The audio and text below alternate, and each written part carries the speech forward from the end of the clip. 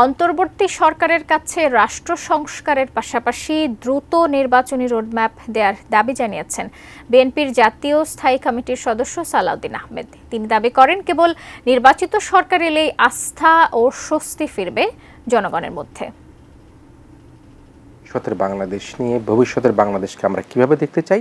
ভবিষ্যতের বাংলাদেশ নিয়ে এটিএন বাংলার আলোচনা অনুষ্ঠান ইস্পাহানী মির্জাপুর শুভরাত্রিতে রোববার অংশ নেন বিএনপির জাতীয় স্থায়ী কমিটির সদস্য সালাউদ্দিন আহমেদ। এতে তিনি বলেন, ফ্যাসিবাদী সরকারের আমলে যেভাবে গুম, খুন, গণহত্যা ও বিচার বহির্ভূত হত্যাকাণ্ড হয়েছে, জনগণ তা আর দেখতে চায় না।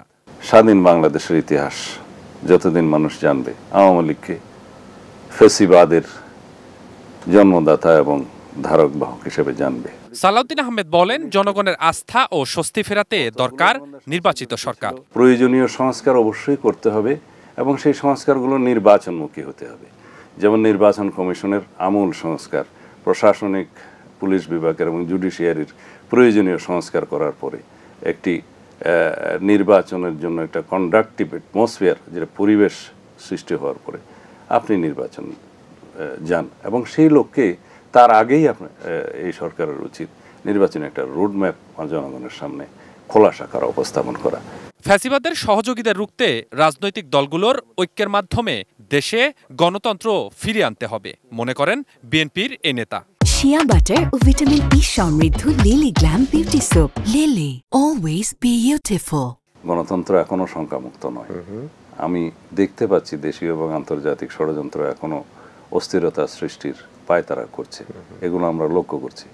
আশা করি তারা কখনোই সফল হবে না, কিন্তু আমাদেরকে সতর্ক থাকতে হবে, ঐক্যবদ্ধ থাকতে হবে এবং ধৈর্য ধারণ করতে হবে এবং বর্তমান অন্তর্বর্তীকালীন সরকারকে আমরা সর্বতোভাবে সহযোগিতা করে যাতে আমরা একটা গণতান্ত্রিক পথযাত্রায় শিগগির ফিরতে পারি সেই ব্যবস্থা করতে হবে।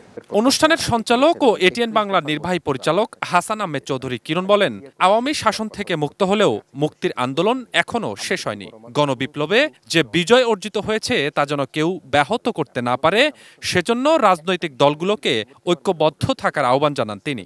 এই বিচার বহির্ভূত হত্যাকাণ্ড, আমাদের জুডিশিয়ারি যে দুষ্কর্মগুলো ঘটেছে, আমাদের যে প্রশাসনিক যে অবকাঠামোগুলোকে ভেঙে দেওয়া হয়েছে, সেগুলো যতক্ষণ পর্যন্ত আমরা ঠিক করে নিয়ে না আসতে পারবো, রাষ্ট্র সংস্কার করতে না পারবো, ততদিন পর্যন্ত কিন্তু আমাদের মুক্তির আন্দোলন শেষ হবে না। Swapan Ahmed, ATN news, Dhaka.